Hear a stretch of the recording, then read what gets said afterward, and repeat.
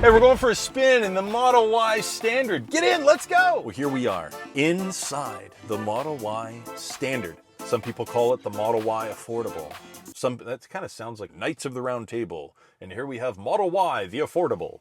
Anyways, some people call it the Model Y Poor. I call it the Model Y Value, because this thing has a ton of features that I would not expect to be in a standard type vehicle. In fact, I went ahead and named it, I'm So Standard. Anyways, we're gonna get it on the road here. We're gonna go for a drive and just see how standard it handles, how standard it drives, how standard it accelerates, how standard it brakes, and how standard the overall experience is in the new Model Y Standard. So let's get going.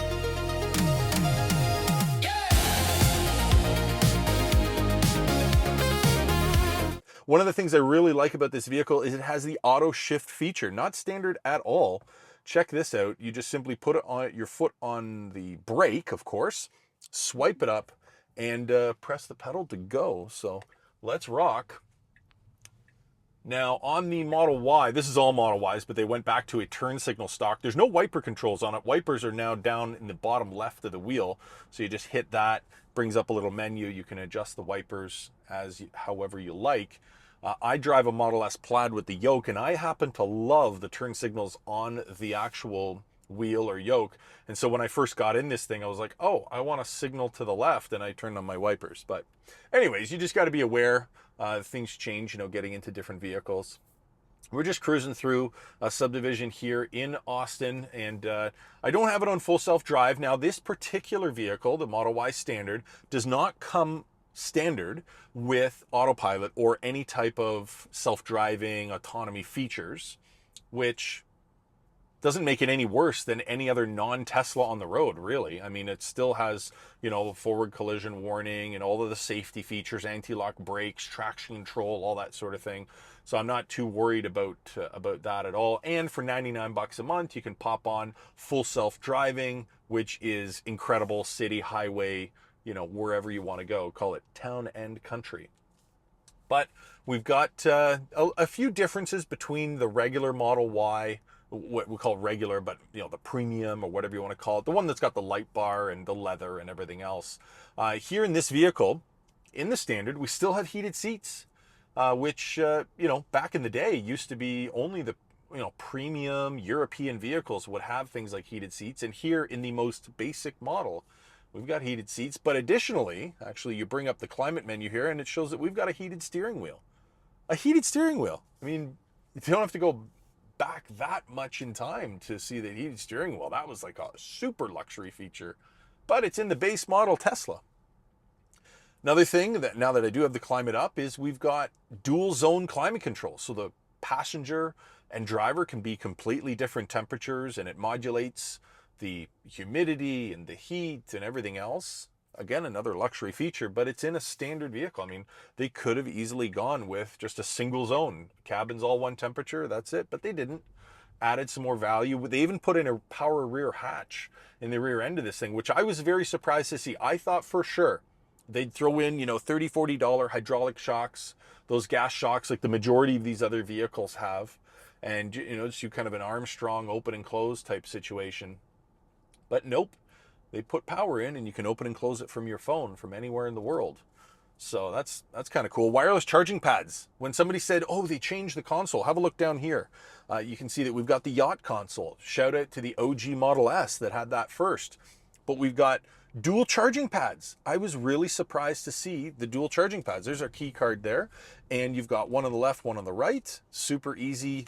It's got a little rubber grip pad, so that's different. In a lot of the other models, it's done in suede, kind of an Alcantara, but I understand this would be rubber. Obviously, it's easier to wipe down, and it's a little grippier too, because you don't want your phone sliding out because there is nothing here to catch it. And they put a nice wide lip on the bottom, so that's very thoughtful, actually. I love the graphite gray kind of accents in here too. It's pretty slick. They've got it around the cup holders, and we've got a really nice console with some storage here, very comfortable, and it's all padded, even up around the tops of the doors here. We've got nice materials, stitching in the doors. It's down the bottom. It does not have the leather or leatherette, but that's fine. It's just hard plastic, easy to wipe down, easy to keep clean. The dash, oh, Interesting. I thought it was going to be hard plastic, but it's not. It's actually soft padded material. So I think it's quite surprising when you start to really carefully explore the vehicle, you realize that while they call it standard, it's by no means base. You know, if you hop into I guess I come from the Jeep, Chrysler, Dodge, Stellantis world, where when you got into a base car, I mean, everything was base. The steering wheel was plastic. Here we have the leather wrap, you know, the vegan leather. It's got the French stitching all around the back. It feels very nice. Very nice. It's heated, you know, but you get into some of these other basic vehicles and it's just, everything is just knock hard plastic. Look at it. You got the soft foam up on the dash. It's very nice, and when you get into the nitty-gritty details, you realize that they actually didn't take out a heck of a lot out of this thing. Sure, some of the luxury stuff, but man, it's still, like, in its foundation, very decent. It's very decent. It's not it's not an econo box by any means, and you still have the same screen, the same interface. So you've got all the connectivity, all the navigation, all of the full self-drive capabilities, you know, really some very nice features in here. All of your media, you know, YouTube Music, Spotify, satellite radio, all the toys, entertainment that you could possibly want, even video stuff, right? Netflix and Hulu and everything else. But I just really want to address some of the kind of just, I don't know, I've been hearing just a fair bit of like negativity on it, but it seems to be from people that are like, I don't know, maybe they're prima donnas, maybe they're just, I don't know, maybe they forgot what it's like to be on a budget. Maybe they don't have the money. Maybe they're used to driving around in, you know, Escalades and top of the line Model X, or, you know, super duper jacked up Rivians that are just gorgeous, but they're big money. They're like 3 times the price of this. And they're like, why doesn't it have massaging seats? Why doesn't it cool me? It's like, bro, it's an economy car under 40 grand, but it still has all of these features. This is actually a great car.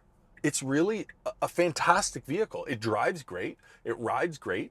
They don't have the super sport suspension, but it actually rides very nice. And they went with a little thicker sidewall on the wheel. They went to an 18-inch wheel, little thicker sidewall on the tire, I should say. So that soaks up a little bit more of the bumps.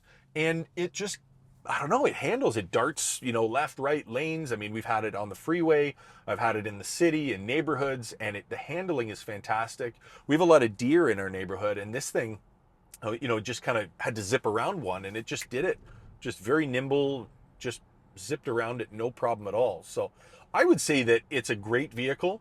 The sound, you know, kind of, there's no real, you know, noise that bothers me or anything like that. It's got a nice ride. It's got a quiet cabin. I'm able to talk and have a conversation at highway speeds, like no problem at all. In fact, better than a lot of other gas luxury vehicles. I mean, just pulled up beside a Maserati Levante.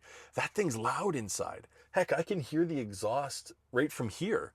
So when you're talking about luxury, like, is that luxury? I don't know, because if you can't have a conversation, you know, without raising your voice on the highway, is it really luxury? I don't know. But in this car, I can do it. It's got tons of cameras all around. We've got the blind spot cameras in here as well, which I love. You've got a front camera, which on a base car, I wouldn't think that it would have a front camera. Back, okay, I can understand. But to me, front camera is a bit of a luxury. And it's got the built-in washers here as well, so you can rinse it off as you're driving. I don't know. I think that's kind of nice. It's got a lot of great features that you would normally not see in a entry-level economy base car. And I'll reiterate the fact that, you know, you can just hit a button and turn on the full self-driving for 99 bucks a month. And if you want it for 1 month because you're doing a big road trip or you're doing a lot of travel or you just want to try it out, you can turn it on and then go into your app and you can deactivate it. So you can kind of use as you want it. So that's kind of cool. Overall, I like the car. I really do. The solid roof doesn't bother me at all. I thought it might. I didn't know how it would feel, but there was a couple pictures where the headliner looked really like yellowy, and I'm like, oh, it's kind of nasty, like a tan color. But it's not. It's a very light kind of sky gray. In fact, the sky is gray today. It's the same color, and it's great because it adds sound deadening qualities versus having hard glass up top, and it's going to keep the vehicle cooler. I mean, we're down here in Texas, so if you get a Model Y Standard in white with the solid roof, you're going to have a vehicle that's quite efficient when it comes to solar heat and that sort of thing. And it comes with tinted windows on the rear, which is nice. So throw a little tint on the front, it's no big deal. Guys, if you see this little red light up in the corner here, that is our blind spot detection. So it's telling me that there's a vehicle in the blind spot. And traditionally that used to be a premium feature, but it's standard. We are in the base model of the base trim with nothing added. And here we have that warning, that additional safety light that comes on, sensing the vehicle beside us. So that's pretty cool. There's tons of cup holders in here, lots of storage, lots of room in the glove box. The rear seats fold down. There's lots of utility. There's lots of room in the front trunk as well. A good size front trunk. You've got underfloor storage in the back, and you have that real low kind of sub-trunk tub area that's additional storage as well, which is great for loading in, suitcases and that sort of thing. You get a carry-on down there easily. And, you could throw a roof rack on this vehicle as well.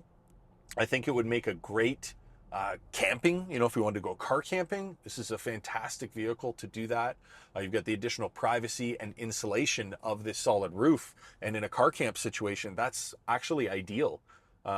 You want to be warmer. You don't want the sun beating down. I mean, I have in my Model S, I do a fair bit of car camping, and I had to buy the accessory that's kind of a mesh cover to give myself a little bit of insulation and privacy when I go car camping. Here you don't have to worry about that or have that expense. And when you throw, stuff up on the roof, a rooftop carrier or whatever, in a glass roof, you're spoiling the view. Here you don't have a view to spoil. So whatever, you just pop it on and away you go. So there is a fair bit of practicality to the way that they did the roof. I don't think it's a big deal. I don't think that, it's a make or break, and it's nowhere near as big of a deal as people are making it. I think overall the vehicle drives great. I'm surprised how much regen it has, actually, just as I'm driving here from a single motor. Like it hauls you down from speed pretty quickly. There is a few adjustments that you can make in here. So if you go into the dynamics menu, you've got the option, of course, of chill and standard drive modes. And then you've got your deceleration. So they changed this from they used to call it regenerative braking, which it still is, but I don't know if it has a combination of mechanical brakes and the motor braking, possibly. But it's interesting because it says here you can put it into reduced mode, which again cuts that significantly. It lets you coast a lot more. But this says it adjusts how quickly the vehicle slows when the accelerator pedal is released. This setting, very important, this setting does not impact the range or brake pedal response. So brake pedal response, I get that, obviously. But what I'm very surprised by is that it doesn't take away any of the range, it's saying. So that kind of leads me to believe maybe there's some mechanical braking involved in the regen on this vehicle. I don't know. I could be wrong. I haven't spoken to any of the Tesla engineers about that, but that's kind of interesting. Let's turn on our auto shift. That's a great feature. I love that feature. I've got it on my Plaid. When we started the video, I had to swipe to put this thing into drive, but let's just put it in park here at the stoplight. And you can see that we have stopped now. We're in auto shift, but this is such a great feature because it's just taking out just an extra step of swipey swipe. What it does is uses the cameras to figure out whether or not you want to go forward or reverse. So let's go ahead and hit the brake. And now we're back into drive. It's just that easy. Like, that's great. You're just eliminating another unnecessary step. But this is the one thing that I wanted to get to. And here we go. Traction control mode. And I find this hilarious. But in most Teslas, you have something called slip start, okay? And what that does is just allow the rear wheels to spin a little bit to get you free in, snow, mud, whatever, slippery surfaces, okay? So we have that. They call it slippery surface mode. It used to be called slip mode. But what's hilarious is that this is a rear-wheel drive single motor unit and it has off-road assist. That is hilarious. It says to use to optimize traction control performance off-road may help free the vehicle stuck in snow, sand, or mud. I mean, if you're taking a Model Y standard rear-wheel drive single motor out into the sand dunes, I mean, I hope you really enjoy being towed by a tow strap because you're going nowhere. But I think it's hilarious that they put off-road assist into this two-wheel drive vehicle. That's really funny. Anyways, we'll go back to standard mode because I don't really like the reduced deceleration thing. It just doesn't feel as natural to me. Going up to charging, looks like it's all the same as a traditional Tesla. I love that they added the low power mode. That's pretty cool. So you can use that when you want to cut down on the energy consumptions while the vehicle's idle and that sort of thing. So that's pretty cool. Autopilot, locks, these are all pretty standard stuff. I don't think that there's too much that is different with the Model Y standard. So this vehicle is brand new. It's got 203 miles on it. The FSD is running 13.2.9. I don't know why they didn't put 14 in it yet, but there is a pending download, so maybe it needs a download. But this video is not about full self-driving. This vehicle is about experiencing the vehicle and driving it. And I've been driving Teslas since really in any amount of volume from about 2017. So I guess that's 8 years of experience behind the wheel of different Teslas, hundreds of different Teslas. And this feels great. It's very quick, very darty. It's got plenty of acceleration.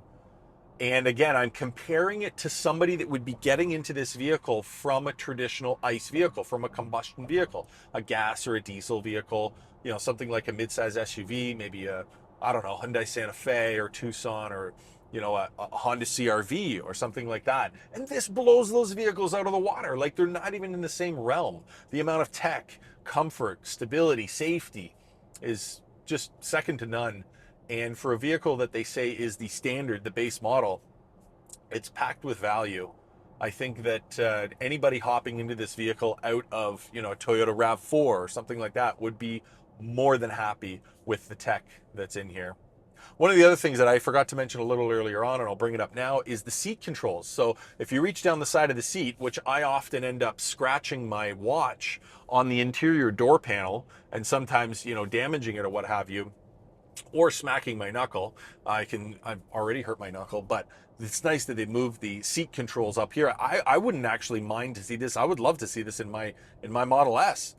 This is like super comfy as far as being able to use it. Very easy. You've got lumbar support here. You've got under the thigh, raise and lower. You've got the whole chair forward and back, the whole chair up and down and recline. So there's, what is this, 2, 4, where are we going here? We got 2, 4, 6, 8, 10-way adjustable driver's seat and a 4-way adjustable passenger seat, and they've got a quick access over to the mirrors, which is kind of cool. The Tesla Model Y standard frunk has been a bit of a point of contention in the EV community.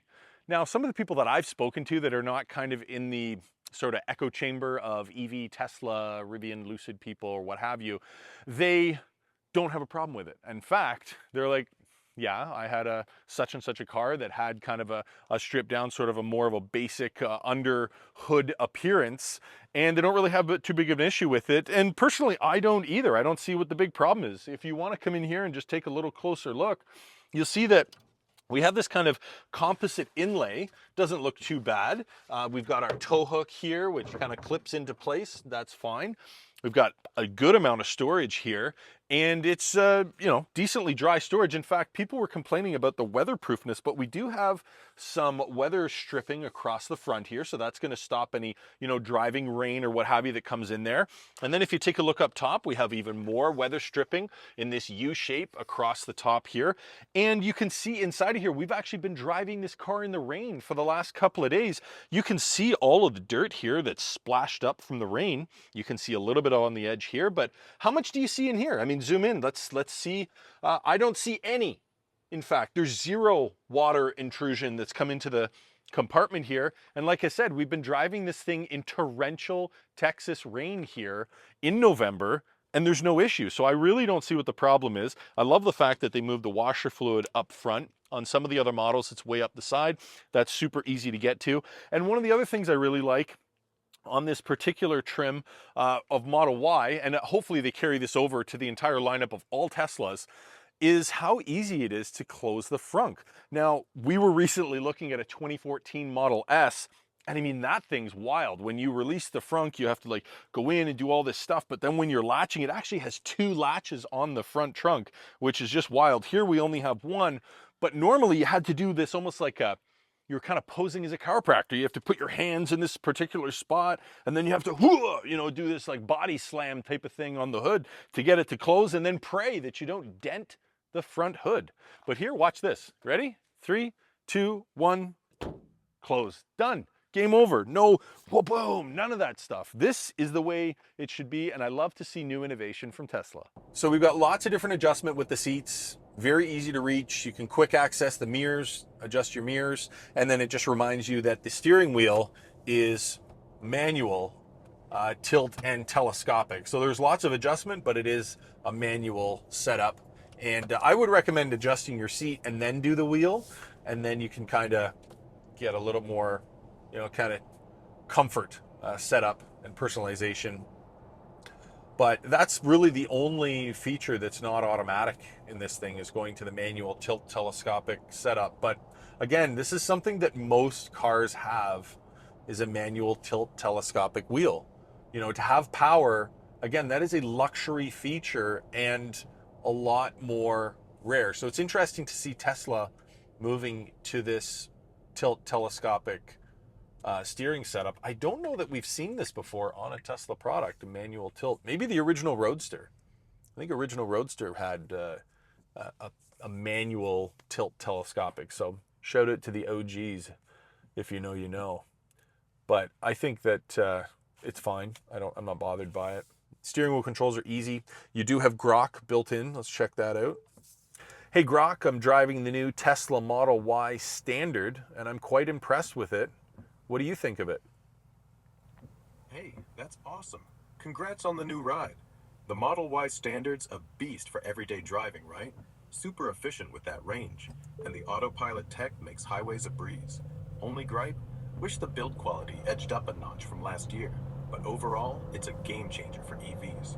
What's your favorite part so far? I don't know. I've had a really close look at the vehicle, and I'm pretty impressed with the build quality. I don't know where you were hearing that the build quality was off. Maybe that was the first run of units. This one's a little bit later on, but I'm pretty happy with it. I checked the panel gaps line up. I mean, there's no rattles or squeaks. I'm pretty happy with it. Huh, fair point. They've definitely tightened things up. Good to know the newer ones feel solid. No point stressing over old rumors. You should take it out on 360 later. Really open it up. Yeah, I'm cruising on 71 right now. We're doing 65 miles an hour, and it's riding really nice. Smooth, huh? At 65 on 71, that suspension's doing its job. Quiet cabin, too. I love how you barely hear the road. Any fun plans for it this weekend? Unfortunately, it was a loaner from Tesla, and we're on our way to return it to the amazing people at Tesla Austin West. Shout out to the team there. You guys are doing a fantastic job. Oh, bummer you're giving it back. But hey, Tesla Austin West deserves that love. Solid team. Safe drive over there. Thanks, Grok. Bye. It's always a good time with the AI integrated into the vehicle. It's actually hilarious, but yeah, a lot of fun. Yeah, there were definitely some early units that had some build quality issues, you know, when they're running fresh units on the line. The Model Y Standard does have a different front fascia, the absence of the front light bar, absence of the rear light bar, different rear tailgate. The tailgate drops down into the bumper a little bit as well. That's another way to tell that the Model Y Standard different from the you know, the premium model. But overall, I think it's a great car. To the untrained eye, I don't think you could tell it any different from you know, the deluxe version, as far as, other than maybe the light bar is probably the most obvious thing on the front end. But to anybody that's not in the automotive world, they would just look at this car and be like, oh man, that's a nice car. I went and picked up my my boys yesterday from high school. They hopped in and they're like, oh man, Dad, this is a really nice car. I'm like, yeah, it is. I'm like, it's also the very basic, the most basic Model Y they've ever made. And my one son was like, wow, he's like, doesn't feel basic. I'm like, yeah, exactly. So people that aren't in the sort of luxury vehicle, you know, EV echo chamber or whatever you want to call it, I think the general response from the public is going to be super positive on this vehicle. I'm very happy with it. I have really, I don't have any complaints about it. Other than maybe it would have been nice for it to come with base autopilot, but I get it. You know, Tesla wants people to grab the FSD subscription, and for 99 bucks a month, it's not too bad. You know, people are spending more than that on, you know, entertainment subscriptions, and this is a technology that could potentially save your life. So, you know, where depends where the priorities are. I mean, that's kind of interesting. But overall, yeah, I'm happy with it. We're going through a construction zone here. If you look up here, we're going through some real bumpy stuff, and the suspension soaks it up. It's great. In fact, the chubbier tires really do a nice job going through, you know, kind of rough terrain, and the handling is great. Here, let's just do a quick lane change here to the right. We'll signal, nobody there. Boom, here we go. Nice, quick. Look at the, like, really nice, slick handling. Brakes are good. Let's just signal back. Signal, check, check. Here we go. Woo! Yeah, this thing's a lot of fun. That's over rough terrain, construction zone, uneven road. We're doing quick lane changes. It's plenty good. I love the steering wheel, the format, the size is great. Little flat bottom action on here. It's got the thumb locators molded into it as well. It's got a great feel. It is wrapped in leather. They're vegan leather. So it's got a great kind of a chunky grip to it. Very nice. Got the French stitching around the back, and it just feels nice in the hand. I got no complaints about it.